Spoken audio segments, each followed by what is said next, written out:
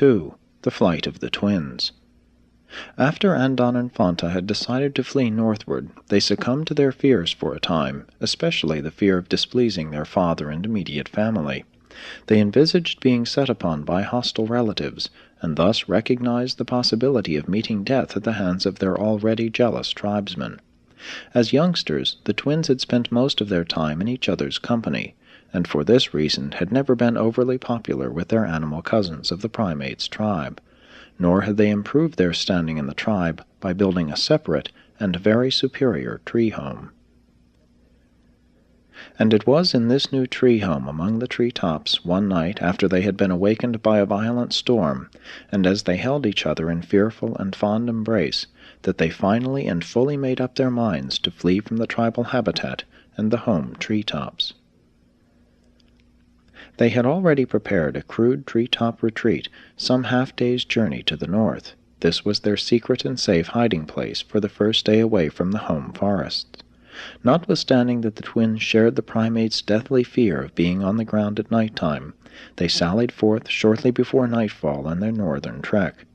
While it required unusual courage for them to undertake this night journey, even with a full moon, they correctly concluded that they were less likely to be missed and pursued by their tribesmen and relatives, and they safely made their previously prepared rendezvous shortly after midnight.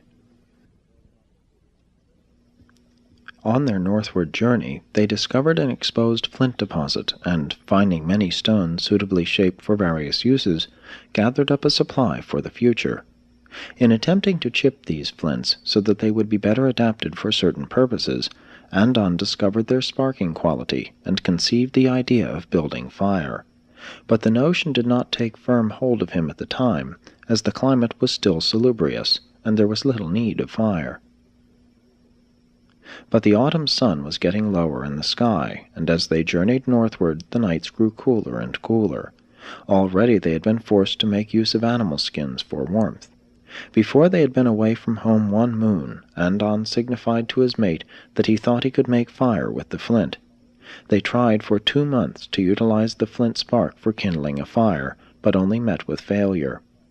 Each day this couple would strike the flints and endeavor to ignite the wood. Finally, one evening about the time of the setting of the sun, the secret of the technique was unraveled when it occurred to Fanta to climb a nearby tree to secure an abandoned bird's nest. The nest was dry and highly inflammable, and consequently flared right up into a full blaze the moment the spark fell upon it.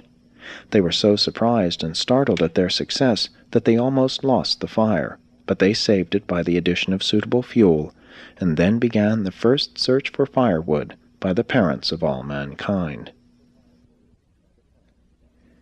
This was one of the most joyous moments in their short but eventful lives. All night long they sat up watching their fire burn, vaguely realizing that they had made a discovery which would make it possible for them to defy climate, and thus forever to be independent of their animal relatives of the southern lands. After 3 days' rest and enjoyment of the fire, they journeyed on. The primates' ancestors of Andon had often replenished fire which had been kindled by lightning, but never before had the creatures of earth possessed a method of starting fire at will. But it was a long time before the twins learned that dry moss and other materials would kindle fire just as well as birds' nests.